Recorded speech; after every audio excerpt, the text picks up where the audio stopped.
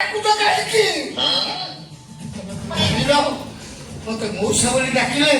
मत लगे जमी मो छाती भीतर किए गुंज धरी दौची कष्ट। हो हो ठीक अछि आपण मन कष्ट करंतनी आदि ठार मु आपन को केबे भी मौसा डाकिबी ओते अछि ओते अछि ताहाले मु रेडी आछि नी तमे सिपा कमो मु नेबी ताहाले मु आपन कोन डाकिबी जानो जानो मोर प्रकृत नाटा हला जगन मंगिया बापा जगन मंगिया किंतु मो ब्रेन जेते बल रिवर्स काम करे मुसराटी करे मो माग ठीक है किंतु हम एरिया रे समस्त मते डाकंती जानू भाई और 60% तो समस्त पाखरे मु जानू भाई किंतु तमे मते जहा डाकले चल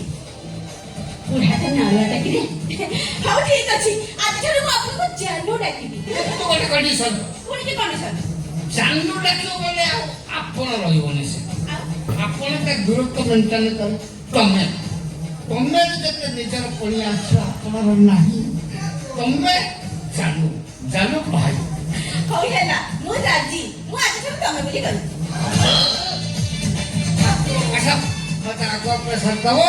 मु लेबी भलो है कि जीबी देबी एठी सोई पड़ा मु ताको देबी आसो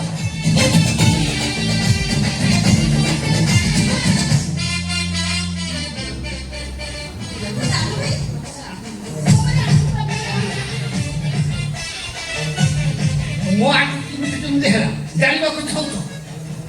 और कहबी बेटा बसिए मो जीवन रे एक अधीन खड़ा जेकर जानबा को चाहि रे निश्चित बोली बस देखो खाना कौन ही मैडम मु आठ 10 बखरा घर भड़ा विभिन्न प्रकार लोक आसिक रही अनुकूल साहित्य गोटे सामान बाबू बोली गोटे लोक आसिक रही सुंदरिया स्त्री किंतु से सामने सला पक्का कम 3 मास हेलानी घर भड़ा दो तापर मुका कोइची मोर छोट टाइम लाटिन कथा माने दिनरे लाटिन थरे झाड़ा पैसा ठीक और आगो चिड़ेरानी से समलो मु दिने सधा कोन कोन टिके मार खाइ देती बोली मु कहले आज जाउची पैसा आनी भी रहन तन घर पिटा करते आसी मु जेई मूड ले कि जते जाइछि पहुंचला सामल घरे ना ता स्त्री की तो जाओ अरे मु से कॉल करला मु जस्ट का एरुर पडलो सपोर्ट कोटिए पाउलो पखै ए लागी पळे आयो बा ओदा मु आउ गटे पाउलो पकैला से माइकरा कॉल करला बोले हिंदुस्तान धोतरा को झिकी पड़िबो